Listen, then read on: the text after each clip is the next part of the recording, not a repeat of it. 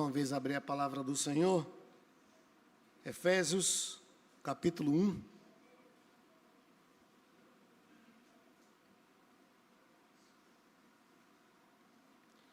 O tema de hoje será as bênçãos da salvação. Efésios, capítulo 1, iremos ler do versículo 3 ao 14. Bendito Deus e Pai de nosso Senhor Jesus Cristo, que nos tem abençoado com toda sorte de bênção espiritual nas regiões celestiais em Cristo, assim como nos escolheu nele, antes da fundação do mundo, para sermos santos e irrepreensíveis perante ele em amor.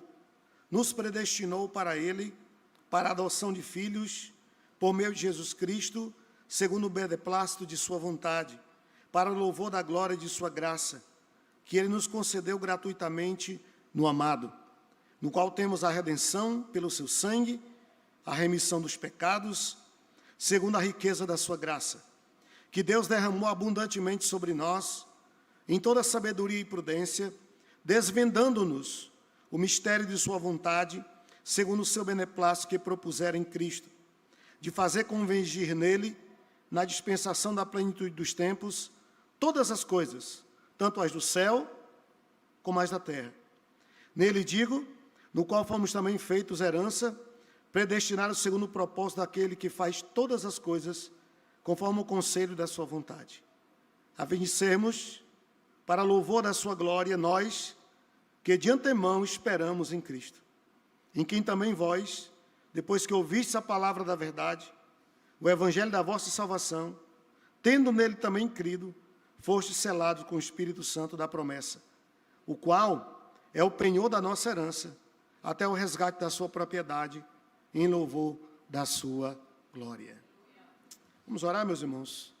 Pai, obrigado pela tua palavra. Nós te agradecemos porque o Senhor tem deixado a tua palavra para nos guiar a toda a verdade, a nos dirigir em momentos de decisão, também de incertezas. Nós temos a tua palavra viva, poderosa e eficaz, que guia a nossa vida, que a tua palavra possa ser luz para o nosso caminho nesse momento, que ela possa ser lâmpada para os nossos pés e que ela venha nos direcionar. Pai, eu agradeço por esse momento, pedindo a tua bênção, a iluminação do teu Espírito para o entendimento da tua palavra. Oramos assim em nome de Jesus. Meus irmãos, estamos mergulhados nessa série Fundamentos, onde estamos pensando sobre onde a igreja está firmada. Quais são os alicerces que sustentam a igreja de Cristo? E no decorrer desses domingos de exposição, nós já caminhamos dentro de vários fundamentos que servem como base para a igreja do Senhor. Estamos, desde o domingo passado, falando sobre a salvação, ou a soteriologia, esse termo, que na teologia significa a doutrina da salvação, ou o estudo da salvação. Ele é um termo que é aplicado às Escrituras, mesmo não encontrando esse termo na Bíblia, mas o princípio, a doutrina da salvação é uma realidade para todos nós e que está nas páginas das Sagradas Escrituras. Domingo passado, falamos sobre o plano de Deus para a salvação. No que consiste esse plano? Como é esse plano? O plano de Deus para salvar. E vimos, a partir do texto de Efésios 2, que espiritualmente estávamos mortos, incapazes de ir a Deus, de conseguirmos alcançar a salvação por nosso próprio esforço. E aí vimos que Deus, em amor e graça, Ele traçou um plano eterno para salvar, e esse plano consiste na obra de Cristo, no sacrifício de Cristo. Então Deus envia o seu Filho para se entregar por nós, para que através da sua morte pudéssemos ter a vida eterna, a certeza e a segurança da salvação. E vimos também que essa salvação, ela é dada por Deus para cumprir um propósito, para alcançar um objetivo. Essa certeza da salvação, ela nos é dada por Deus para que possamos viver em novidade de vida e praticarmos obras e boas obras para o louvor e a glória do nome do Senhor nosso Deus. Hoje, queremos avançar nesse mesmo tema, e agora, como um desdobramento do plano da salvação, eu quero falar aos irmãos sobre as bênçãos da salvação. O que acontece quando nós somos salvos? Que bênçãos nós recebemos de Deus ao sermos salvos e alcançarmos a salvação? A perícope aqui de Efésios, capítulo 1, de verso 3 a 14, é um hino de louvor que no texto original constitui um único parágrafo. São muitas palavras, e a ideia aqui é que o autor sagrado, ele diz todas elas sem respirar. Ele diz uma após a outra. Então não há divisão aqui no texto original, mas é apenas um único parágrafo, e isso tudo evidencia a fluidez e a profundidade do pensamento do apóstolo Paulo sobre essa tão grande bênção que é a salvação. E o apóstolo, antes de apresentar as bênçãos da salvação, ele vai destacar dois aspectos dessas bênçãos. O primeiro, ele vai falar da fonte das bênçãos. Se você estiver com sua Bíblia aberta, você poderá acompanhar comigo o versículo 3, quando ele diz, logo no início, Bendito o Deus e Pai de nosso Senhor Jesus Cristo, que nos tem abençoado. Percebam, os irmãos, que a expressão aqui, nos tem abençoado, ela se dirige a Deus como a fonte de todas as bênçãos que são elencadas aqui a partir do versículo 4 desse texto. Essa expressão, ela está no pretérito perfeito composto, nos tem abençoado, indica uma ação repetida que continua do passado até o presente. Ou seja, é algo contínuo. Não é um único ato ou momento de bênção, mas é uma bênção que foi dada por Deus, Ele é a fonte delas, e elas continuam operando em nossa vida. Elas são contínuas sobre nós. Além do termo apontar para Deus como a fonte de todas as bênçãos, o termo bendito é uma expressão que indica Deus como alguém digno de louvor, como aquele que é exaltado acima de tudo e de todos.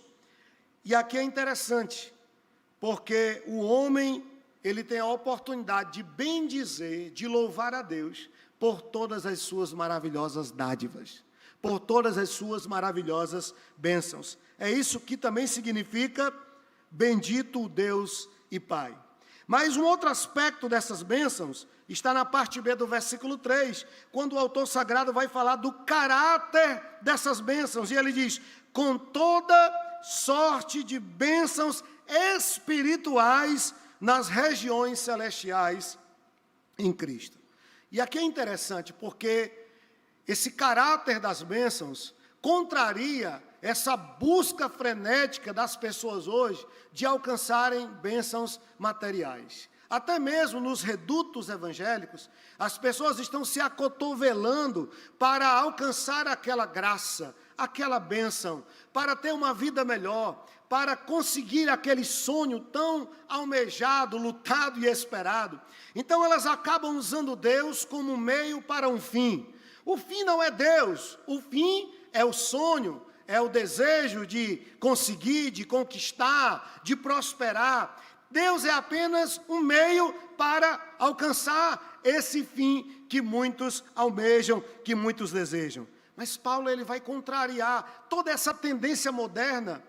E pasmem, é uma realidade hoje dentro do evangelicalismo, sobretudo brasileiro, onde as pessoas estão sempre atrás de ter mais, de alcançar mais, de conquistar mais. E não é errado ou pecado você buscar uma melhor vida, uma melhor condição, uma melhor qualidade de vida. Não, não há pecado nenhum nessa busca, mas quando eu faço como alvo da minha vida, conseguir sucesso, realizações, e em troca disso, eu sacrifico a minha comunhão com Deus, a minha vida espiritual, nisso eu me perco. Nisso nos perdemos. Porque nenhuma bênção pode substituir a dádiva de ter comunhão com Deus, de caminhar com Deus.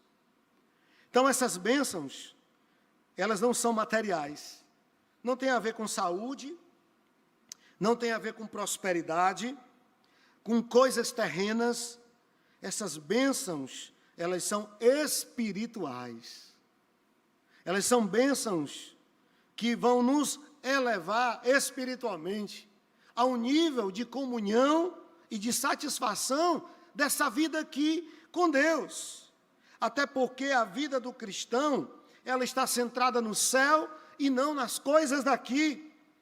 Paulo, ele contraria essa busca por realização, esse desejo por riquezas, por bens materiais, e muitos estão sacrificando sua família, sua comunhão com Deus, em busca de tudo isso. Paulo, ele contraria dizendo que antes de ter algo, receber algo aqui nessa vida, nós precisamos ser espiritualmente ricos de Deus e da sua graça. As bênçãos espirituais, elas devem ser prioridade em nossa vida. Essa busca por virtudes espirituais deve estar antes dessa busca por realizações financeiras e materiais.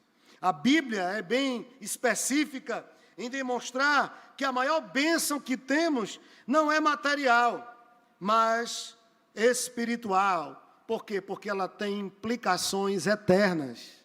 As bênçãos materiais você pode perder, mas as espirituais ninguém pode roubar de você, ninguém pode tomar de você, porque elas estão ocultas e escondidas, seguras em Cristo Jesus. Dessa forma, Paulo vai destacar 3 aspectos dessas bênçãos espirituais. Cada uma está ligada a uma das pessoas da Trindade, e cada bênção possui desdobramentos. Nós temos a eleição, a redenção e a preservação. São 3 tipos de bênção. Cada uma dessas bênçãos está vinculada a uma das pessoas da Trindade, ao Pai, ao Filho e ao Espírito Santo.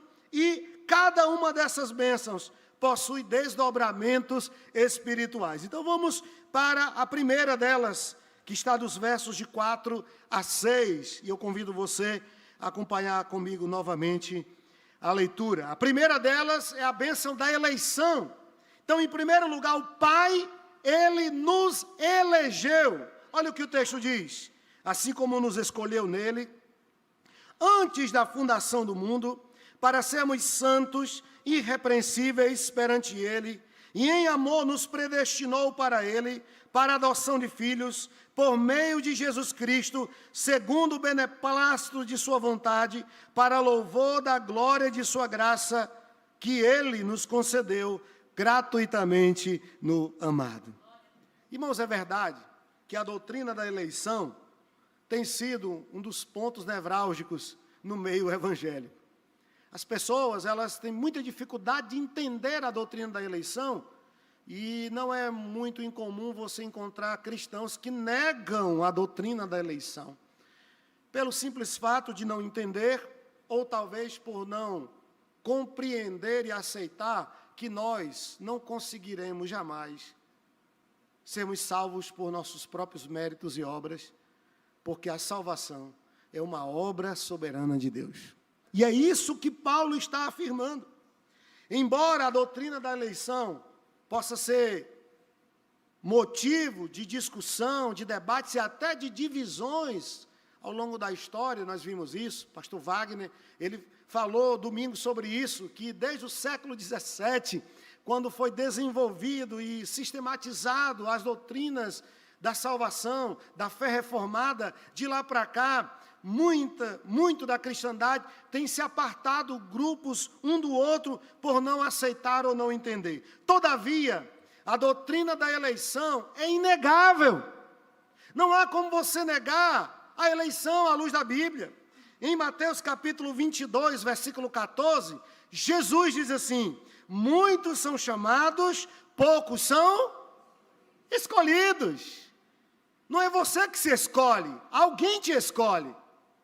Muitos recebem o chamado, mas poucos são aqueles que são escolhidos. Em Mateus 24, 31, o Senhor Jesus também diz assim, e Ele enviará os seus anjos com grande clamor de trombetas, os quais reunirão os seus escolhidos dos quatro ventos, de umas às outras extremidades do céu. O Senhor Jesus, em João capítulo 6, verso 44, ele diz assim: ninguém pode vir a mim se o Pai que me enviou não trouxer. O fato de você estar aqui hoje, de você crer em Deus, crer em Cristo, ter uma fé pungente, não é resultado do seu esforço, é obra de Deus. Foi Ele que lhe deu a fé, que plantou a fé no seu coração, para você crer. Então lá no final, não foi você que veio, foi Ele que te trouxe. Foi Ele que te alcançou. Em João capítulo 15, verso 16, Jesus continua: não fostes vós que escolhestes a mim, pelo contrário, eu vos escolhi. Em Atos capítulo 13, verso 48, olha o que o texto diz: e creram todos os que haviam sido destinados para a vida eterna. O que o texto está dizendo é que só vai acolher a mensagem do Evangelho, é que só vai crer nesta palavra aqueles que Deus destinou para a vida eterna, porque esses que Deus destinou para a vida eterna receberão de Deus a fé, e essa fé os habilitará a crer, a se arrepender e a reconhecer que só Jesus salva. Nós cantamos isso hoje. Só em Jesus a salvação, e nenhum outro a salvação. Por isso esse texto, mais do que nunca, ele reafirma a verdade de que Deus é quem escolhe, Deus é quem salva, Deus é quem elege, e isso não tem a ver conosco, tudo tem a ver com Ele.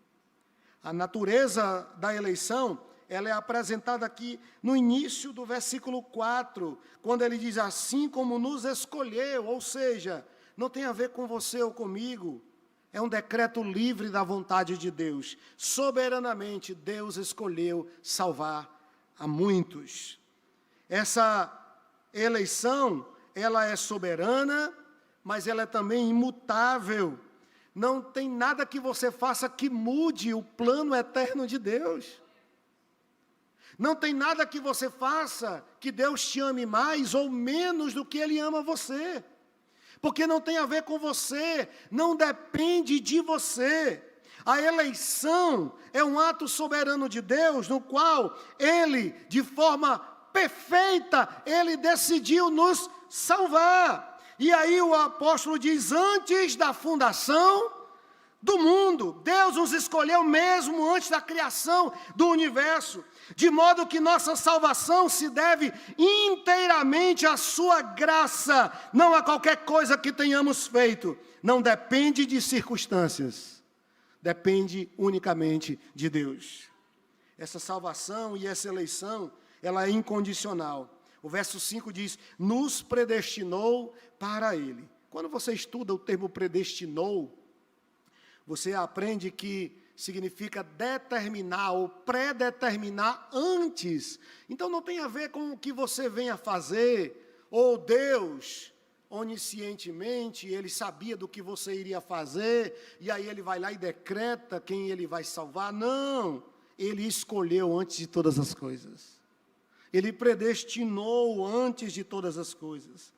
E essa salvação, ela acontece desse modo. Ela é soberana, ela é imutável e ela é incondicional. Em Romanos capítulo 3, verso 11, diz que o homem pecador, ele jamais irá buscar a Deus. O homem pecado jamais irá se aproximar de Deus. O que vemos ao longo desses anos e anos de história da humanidade, desde a sua queda, é que quando o homem está em pecado, ele não vai para Deus, ele faz exatamente o oposto, ele corre de Deus. Foi assim com os nossos pais no Jardim do Éden. Quando eles comeram do fruto que Deus havia dito para não comer, eles correm e se escondem da presença de Deus. Essa é a saga do ser humano, da humanidade, desde o Éden. O homem corre da presença de Deus por saber que ele está em pecado e que Deus pode condená-lo, e se Deus o fizer, ele será justo em fazer, porque o pecado leva à condenação e leva à morte. Então o homem, ele não irá a Deus se Deus não vier primeiro a ele.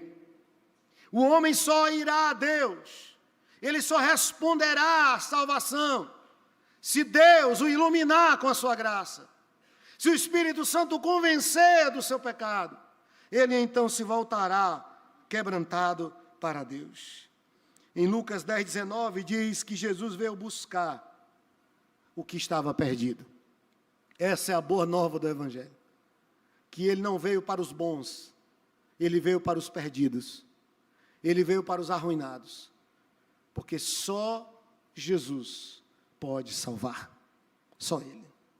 Essa é a primeira grande bênção, meus irmãos, que nós recebemos a salvação. Nós fomos eleitos, escolhidos por Deus. Paulo vai continuar no versículo 4 e ele vai destacar a base dessa eleição. Primeiro, nós vemos que a natureza dessa eleição, ela é soberana, é imutável, é incondicional. Mas agora, Paulo ele vai também tratar da base. Essa eleição está fundamentada em quê? E Paulo diz que Cristo é o fundamento da eleição. Nós somos escolhidos para sermos salvos, mas qual é o fundamento? É Cristo. Deus nos escolheu para a salvação por causa da morte de Cristo, da obra de Cristo. E por 4 vezes, nesse texto, Paulo vai repetir: nos escolheu nele, nos predestinou para ele, por meio de Jesus Cristo, e concedeu gratuitamente no amado. A base, o fundamento dessa eleição é Jesus Cristo, é Ele. Paulo diz em Colossenses 1,16, tudo foi criado por meio dele e para ele. Ele é antes de todas as coisas, nele tudo subsiste. Nele tudo subsiste. Qual é então o propósito dessa eleição? Na Bíblia, a eleição, ela é sempre para alguma coisa. É um privilégio que traz consigo uma grande responsabilidade.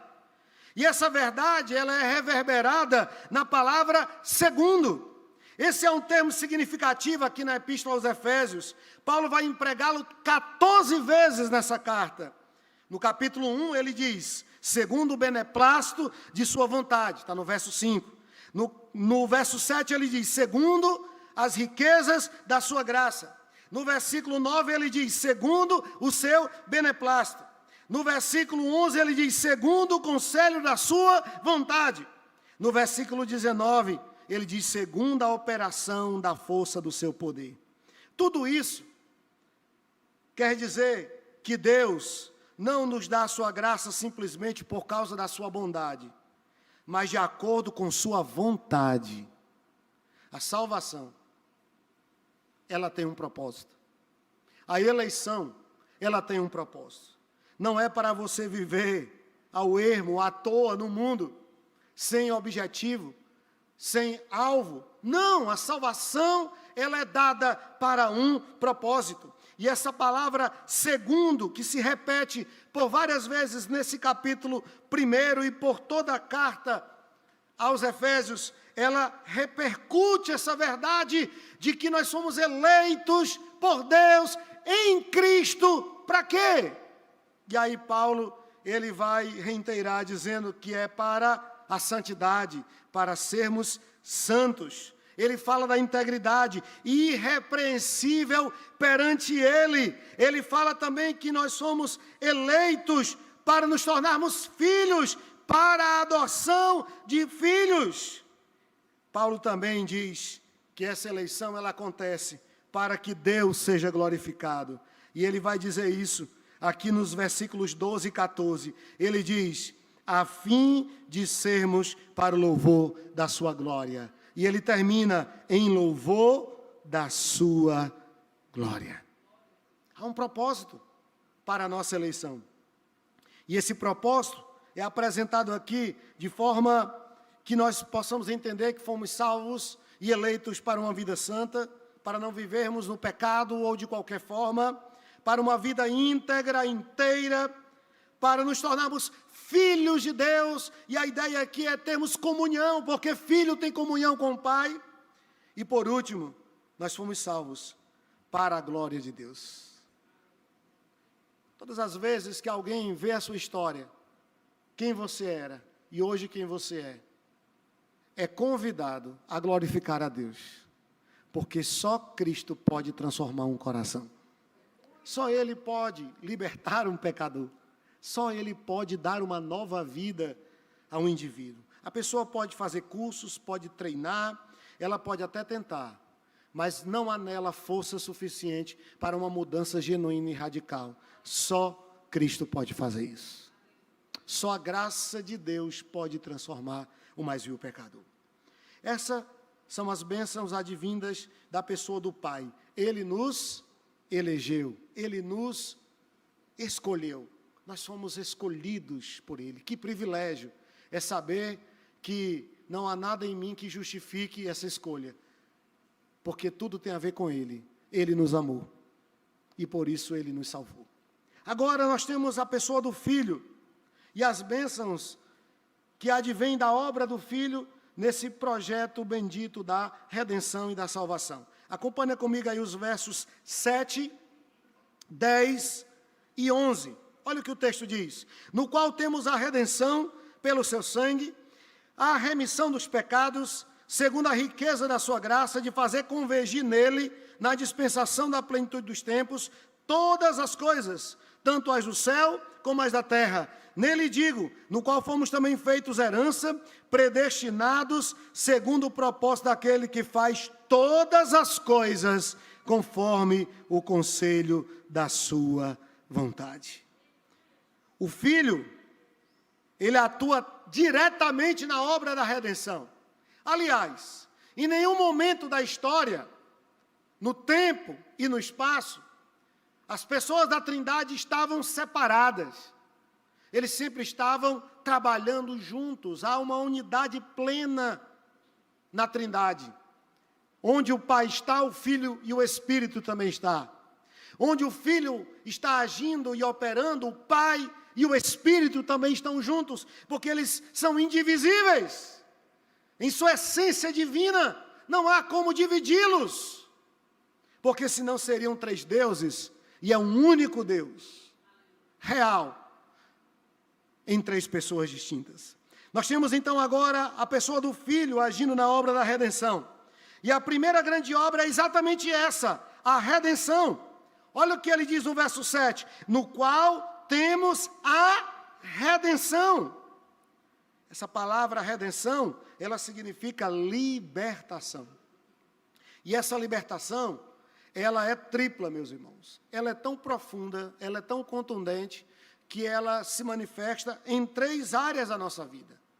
Em três realidades espirituais. Primeira obra é que a redenção, ela nos liberta do poder do pecado. É isso mesmo. A redenção nos liberta do poder do pecado. Pecado já não é mais senhor sobre nós. Em João 8,34, Jesus disse, em verdade vos digo, todo que comete pecado é escravo do pecado. Mas Jesus quebrou o poder do pecado sobre nós. E acerca dessa matéria, Paulo afirma, porque o pecado não terá mais domínio sobre vós. O primeiro aspecto dessa redenção é que você não é mais escravo do pecado.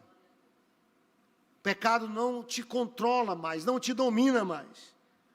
Mas vamos adiante. A redenção, além de nos livrar do poder do pecado, do controle do pecado, a redenção também nos livra do peso da culpa pelo pecado. Romanos 8:1, Paulo diz, portanto, agora nenhuma condenação há para os que estão em Cristo Jesus. Há um texto no Novo Testamento que diz que se o nosso coração nos condena, maior é Deus.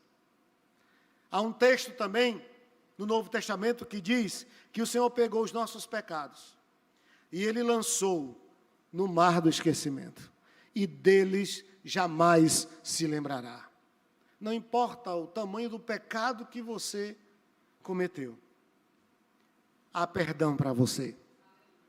Você pode viver livre da culpa do pecado, desse peso esmagador da culpa, porque Cristo pagou o preço. Não há mais dívida, não há mais condenação. Você agora deve viver em novidade de vida, uma vida livre da culpa. Em terceiro lugar, nós somos libertos da punição que o pecado provoca. Então perceba você como é profunda essa obra da redenção. Você é liberto do poder do pecado sobre você, você é livre da culpa do pecado, mas não só isso, você também é liberto, é livrado da punição que o pecado provoca. Romanos capítulo 6, verso 22, Paulo diz: mas agora, libertos do pecado e feitos servos de Deus, tendes o vosso fruto para a santificação e, por fim, a vida eterna. O pecado, ele foi vencido na cruz. E nós não estamos livres apenas do controle dele sobre nós, mas estamos livres da consequência que ele pode trazer, porque Cristo pagou lá na cruz. Ele cancelou essa nota de condenação que era contra mim e você, e nos tornou livres para a glória de Deus.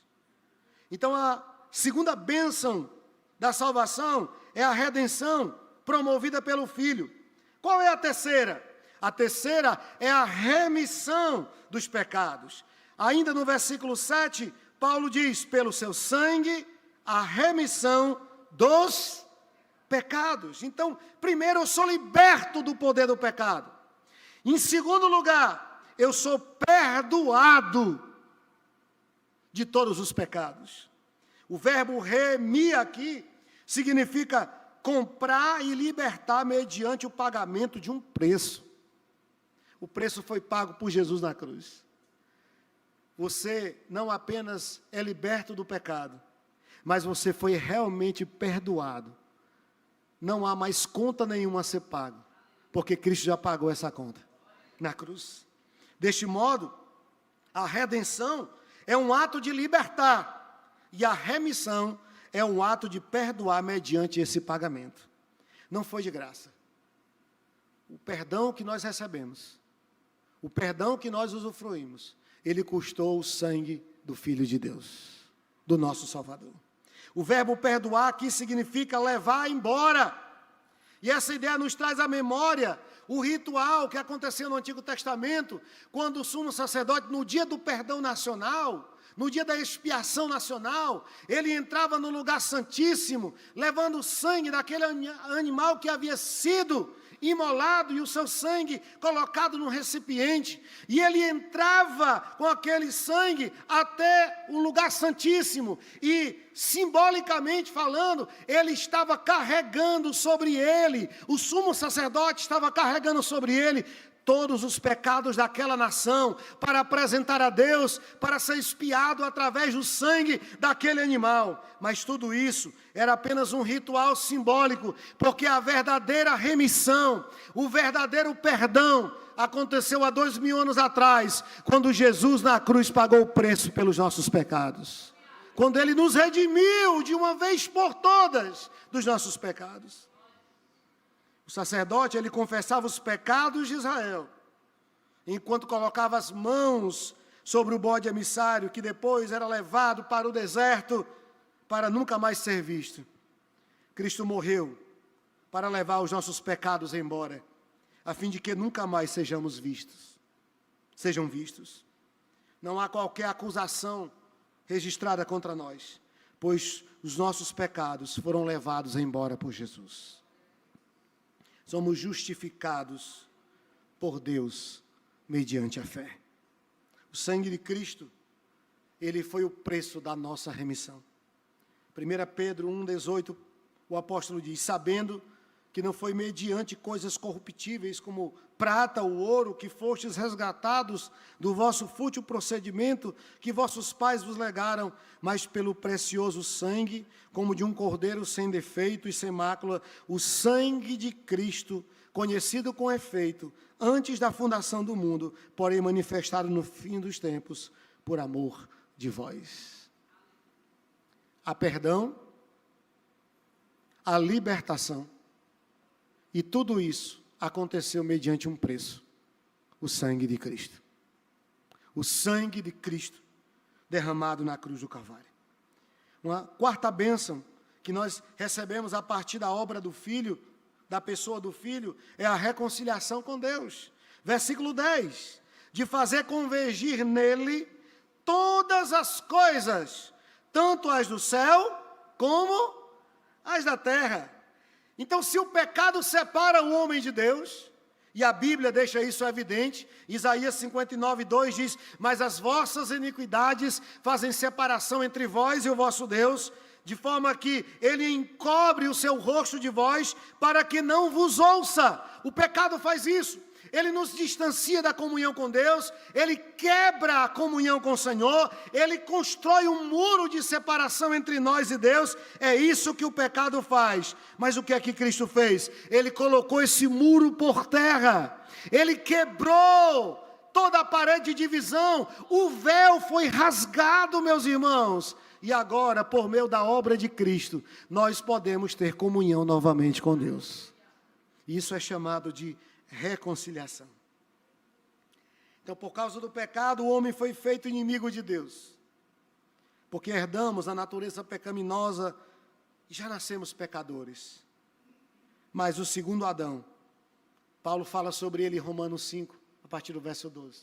O segundo Adão, que é Cristo, ele foi até a cruz, e ele derramou o seu sangue, e ele consumou a obra da redenção. E ao fazer isso, ele aproximou novamente o homem de Deus. E hoje podemos ter comunhão com Deus, por causa do mérito do sacrifício de Cristo, por causa da morte do Senhor Jesus. Cristo veio para reconciliar o homem com Deus. Em 2 Coríntios, capítulo 5, verso 18, o apóstolo Paulo, ele confirma essa ideia. Ele diz: tudo isso provém de Deus, que nos reconciliou consigo mesmo por intermédio de Cristo e nos outorgou o ministério da reconciliação. Em Efésios 2,16, Paulo diz: e pela cruz reconciliar ambos com Deus em um só corpo, tendo por ela matado a inimizade. Que boa notícia é saber que Deus não nos odeia mais por causa dos nossos pecados. Porque quando Ele olha para mim e para você, Ele não vê primeiramente a nós, Ele vê a Cristo. Ele vê o Filho que Ele ama e que morreu para nos salvar. E por causa da morte dEle, nós podemos ter comunhão novamente com Deus. Temos acesso livre à presença do Senhor. Cantamos isso nessa noite. Livre acesso. Em Tua presença eu tenho um livre acesso. Esse caminho não foi construído por homens. Esse caminho foi pavimentado pelo sangue do Filho de Deus. Ele abriu o caminho para Deus. Uma quinta bênção que nós encontramos aqui, ainda como resultado da obra do Filho, é a herança. Acompanha comigo o verso 11. Nele digo, no qual fomos também feito herança, predestinados segundo o propósito daquele que faz todas as coisas conforme o conselho da sua vontade. Então, além de termos sido reconciliados com Deus por meio de Cristo, não há mais inimizade, não há mais divisão e separação, porque Cristo, por meio do seu sangue, nos reconciliou com Deus. Além de tudo isso, agora nós somos adotados, recebidos como filhos. E como filhos legítimos, nós temos direito a uma herança, meus irmãos. A uma herança incorruptível. Nos tornamos herdeiros de Deus. Romanos 8,17, Paulo diz: ora, se somos filhos, somos também herdeiros.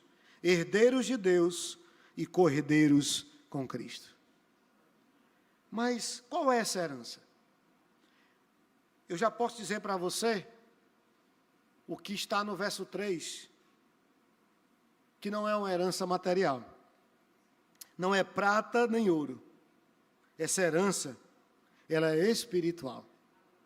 Essa riqueza, ela transcende ao ouro e à prata, porque ela é perenal. Ela é incorruptível. Por isso Jesus em Mateus 6,19 diz: não busqueis tesouros aqui na terra, onde a traça e a ferrugem corrói, onde o ladrão mina e rouba, mas ajuntai para vós outros tesouros nos céus, onde ninguém pode roubar. A herança do crente é espiritual. 1 Pedro capítulo 1, verso 3, o apóstolo diz: bendito seja o Deus e Pai de nosso Senhor Jesus Cristo, que segundo a sua grande misericórdia, nos gerou de novo para uma viva esperança, pela ressurreição de Jesus dentre os mortos, para uma herança incorruptível, incontaminável, guardada nos céus para vós. Essa é a verdadeira riqueza do cristão. Ela está em Cristo. Essa herança, ela é gloriosa, meus irmãos. Tal como é revelado em Apocalipse 21, 3. E ouvi uma grande voz vinda do trono que dizia: agora o tabernáculo de Deus está com os homens. Deus habitará com eles, e eles serão seu povo, e o próprio Deus estará com eles, e será o seu Deus. Deus enxugará dos seus olhos toda lágrima. Não haverá mais morte, nem pranto, nem clamor, nem dor, pois já as primeiras coisas são passadas. Essa é a verdadeira herança do crente. Se você sofre aqui, eu não posso prometer que o sofrimento vai acabar. A Bíblia não garante isso, mas eu posso prometer à luz das Escrituras que um dia do seu rosto toda lágrima será enxugada, toda tristeza acabará, porque nós estaremos nos braços do nosso Salvador, vivendo eternamente ao lado de Deus. Por essa razão, Cristo nos exorta a colocar o reino de Deus em primeiro lugar, pois onde estiver o teu tesouro, ali estará o teu coração. A quem você busca? O que você deseja mais do que sua vida? O que você deseja mais do que tudo? Onde você colocar o seu coração, ali estará o seu Deus. Caminhando aqui para o fim, nós temos as bênçãos advindas da obra do Espírito Santo. Então acompanha comigo. O Pai, Ele nos elegeu, Ele nos escolheu. E isso deve trazer paz ao nosso coração e confiança, ao saber que a salvação não depende de nós, depende de Deus, exclusiva e soberanamente. Segundo, o Filho, Ele trabalha ativamente para a redenção, nos abençoando. E são muitas bênçãos que eu destaquei aqui: a redenção, a remissão, a reconciliação. Todas essas são bênçãos. E além do mais, nós recebemos uma herança espiritual. Mas agora nós temos a ação do Espírito na obra da redenção, trazendo bênção também para nós que fomos salvos. Versos 13 e 14, acompanha comigo. Em quem também vós, depois que ouvisse a palavra da verdade, o evangelho da vossa salvação, tendo nele também crido, fostes selados com o Espírito Santo da promessa, o qual é o penhor da nossa herança, até o resgate da sua propriedade, em louvor da sua glória.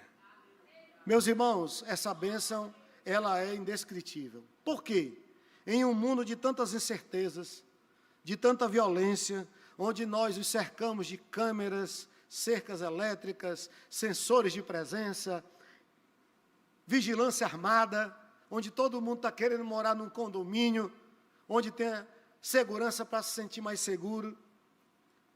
O mundo vive hoje neurótico com segurança, porque realmente o mundo está muito violento. Em um mundo com tantas incertezas e violência, esse texto termina nos fazendo uma promessa de uma bênção que nos encherá o coração de fé e confiança. Que bênção é essa? Segurança. Esses dois símbolos que Paulo vai utilizar aqui para falar da obra do Espírito e das bênçãos advindas da ação do Espírito na obra redentora, indicam segurança. O selo e o penhor. Ambos os símbolos falam de segurança bendita. Fala de que em Cristo, em Deus, nós estamos seguros. Realmente ninguém poderá nos arrebatar das mãos do Salvador. Ninguém poderá nos roubar, porque nós estamos seguros nas mãos desse Deus. O selo tinha um significado muito profundo para aqueles crentes que moravam em Éfeso. A cidade de Éfeso era uma cidade portuária, uma cidade muito importante ali na Ásia Menor. Não é à toa que era a capital da Ásia Menor, Éfeso. Então era uma cidade que havia um fluxo muito grande de pessoas chegando e saindo. E muitas vezes, o funcionário, o criado ou até o mordomo, ele viajava quilômetros e quilômetros no navio para vir até Éfeso. Ele fazia as compras ali do seu senhor. Perceba, aqueles bens ali não eram dele, era do seu senhor, porque ele trabalhava para ele. Ele fazia as compras e ele então empilhava, muitas vezes, essas compras, né, esses bens, ele empilhava ali em algum lugar no porto de Éfeso. E o que ele fazia? Ele selava aquela pilha de bens, ou de mantimentos, ou de móveis. Ele então selava. Por que ele selava? Ele selava por 3 razões. Primeiro, para identificar, para dizer que aquilo ali tinha dono, que não foi jogado fora. Aqui no Ceará, não foi jogado no mato, né? Estava conversando com uma pessoa nesses dias, e ela disse que teve muita dificuldade quando chegou no Ceará, porque ela ouvia as pessoas dizer constantemente, rebola no mato. E ele ficava mentalizando uma pessoa dançando, se rebolando dentro do mato.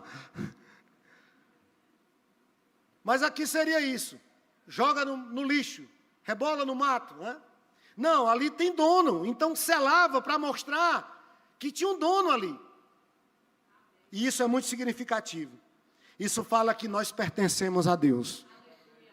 O selo identifica-nos como filhos de Deus, como povo de Deus. Mas ele selava, em segundo lugar, para proteger, para que ninguém violasse, para que ninguém adulterasse aquilo ali. Então era selado como uma espécie de lacre para ninguém violar. E isso aqui fala claramente de proteger do dano. Certamente nós sofremos consequências de vivermos em um mundo caído, em uma sociedade pecaminosa, mas nunca, jamais a igreja sofrerá a ira de Deus. Que sofre a ira de Deus é o mundo. A igreja, ela recebe o amor e o cuidado de Deus, a proteção do Senhor. Mas em terceiro lugar, o selo era usado para garantir o resgate daquela propriedade, daquele bem ou daquele produto. Então, ao selar, aquela pilha estava identificada, tem um dono. Ao selar, protegia da violação,